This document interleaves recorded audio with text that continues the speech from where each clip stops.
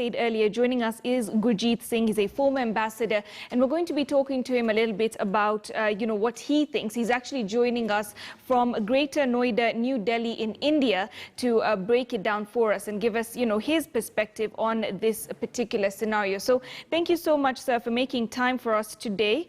And it's a pleasure actually to have you with us. Now, when we talk about this particular hydroelectric dam, it's said to be the most powerful hydroelectric dam in Africa, the GERD. And we did see that Ethiopia announced in 2001 that they're going to be taking this on. And since then, there has been this disparity in opinion between Egypt and Ethiopia about the issue of the dam and how long it will take to fill it. Because as Ethiopia says their timeline of 7 years will be conducive for them, Egypt said it has to be at a much slower pace of between 12 to 21 to, be able to cushion them from the agricultural ramifications. So what is your take on the time issue here when it comes to the separate interests of both of these nations? Thank you. It is always said that time and tide wait for no one. And here it seems that these three countries aren't willing to wait for each other. Therein lies the problem. The problem is not so much in filling the dam. After all, the dam is there and it's going to be completed. The difference is today, when should the completion take?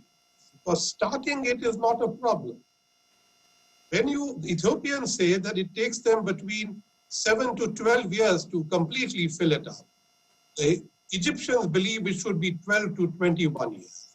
But to the best of my knowledge, in a tripartite commission in January, they did agree on the pace at which it should be filled up. And therefore, I don't believe that is the problem. The problem right now, I think, is that the Egyptians would like that the dam should not be starting to fill till every small detail has been finalized. Whereas the Ethiopians think they are not going to be held up by the Egyptians anymore because they believe they have been held up for centuries.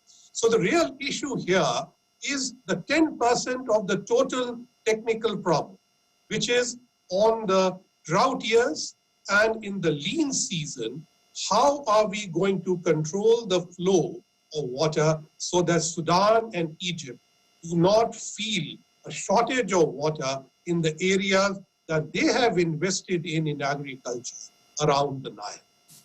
Absolutely. So like you very rightly put, that's the issue that Egypt and Sudan are having with regards to their agriculture. And when we look at Ethiopia, they want to bring electricity to, close to 70% of their population who is currently off the grid. So there are these two interests that both are trying to protect. Now, what strategies may help in this scenario? Because we've seen plenty of, good-willed possible intervention from observers and the likes to try and sort of come to an understanding between the two, and like you said, iron out the finer details, which is where the crux is here. So what sort of strategies may help? The three countries have very different strategies of development and stages of development. So they're not a particular common route to them at present. Secondly, if you looked at the three of them together, you would get the best growth quadrangle in Africa. About 20% of Africa's population lives in these three countries, almost 250 million people. And if you look at their total GDP, I think Egypt is about 300 billion, Ethiopia 100 plus, I think 40 billion for Sudan. You have a pretty large GDP. Now, if you brought them together, you would have a very successful development model. The inability of these three countries to use the Grand Renaissance Dam as an excuse to build a larger functional and economic partnership is the problem. They have to see it as a common asset. And I think here it is the lack of trust over hundreds of years, I think, between these three civilizations, which really is the crux of the matter. It is extremely sad, but I think we as friends of these three countries need to help them to build trust among each other. And like you say, there has been, great historical implication here as well. So what kind of part does history play into the interlinked relations between the three, especially when they're looking at economic prosperity? It is interesting that when I was ambassador to Ethiopia, the then Prime Minister of Ethiopia, Prime Minister Meles, once told me that the Ethiopians could not use the Nile waters at all because there was an edict by the Patriarch of the Coptic Church in Alexandria that all the waters of the Nile flowing northwards were reserved for Egypt.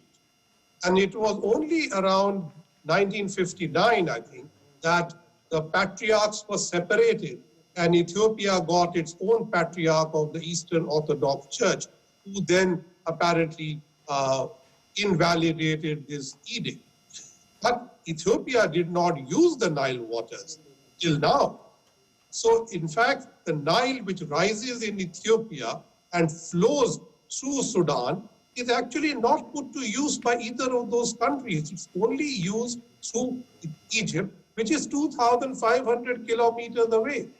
Now, if you can let the waters pass so far away and have an economic use, I'm sure you can work riparian ideas out. So history has to be converted to one of trust and friendship. And then you will have downstream economic prosperity. Easier said than done, I know, but that is what diplomats are for.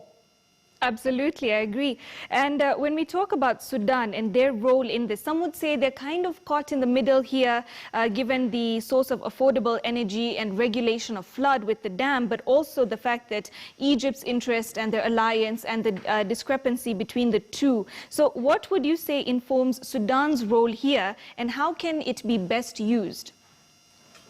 I think Sudan suffers from the 1959 Nile Treaty with Egypt, which was perhaps in some ways an unequal treaty.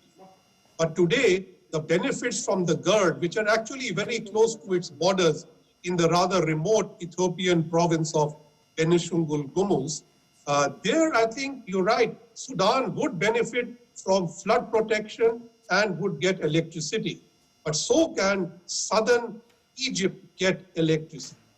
Ethiopia has the dream of becoming the power generator for Eastern Africa.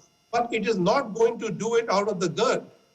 GERD is going to be used largely for domestic uses, and the Gibe-Gilgil dams on the Omo, Awash, and Gibe rivers in southern Ethiopia are the ones that they will use to then export electricity to Djibouti, to Kenya, Uganda, and perhaps the East African community. So I think it is extremely important invest in these new electricity grids and bring not only 70% of Ethiopia, which is off the grid, but many parts of southern Egypt and Sudan into a regional grid. This can be a big attraction to new FDI and bring a new life to the people over there. Interesting perspectives there, definitely. And even as we reach the tail end of this conversation, previously we've seen officials from the US, EU, South Africa, the current chair of the African Union, attend the talks as observers, even Kenya's President Uhuru Kenyatta being present there very recently.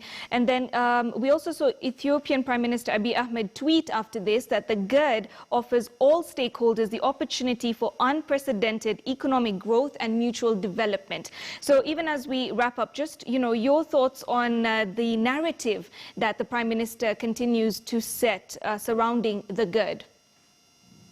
Prime Minister Abiy Ahmed, I think, is a new kind of politician who's looking for mutual adjustment in the region. But you have to remember that the power equations among Egypt, Sudan, and Ethiopia have changed over the last 10 years. Egypt is no more the dominant power. Sudan and Ethiopia, as I have given you the figures of their GDP and their population, are rising rapidly. Ethiopia is among the top 10 rapidly growing countries in the world. So I think they need to learn to equate themselves and have a more egalitarian approach to each other, rooted in interest. We must remember, these are the civilizational countries of Africa. And if they can't do what is right, then we really have a task on our hands. Thank you so much for speaking to us, Gurjeet sir. It was a pleasure to have you. Thank you, KTN, for having me. All right, so very interesting discussion there surrounding the GERD, which is the Grand Renaissance Ethiopian Dam, and developments surrounding that. Now let's move forward and go to Oromo. The killing of an Ethiopian singer is shining a spotlight on Oromo troubles. A group of young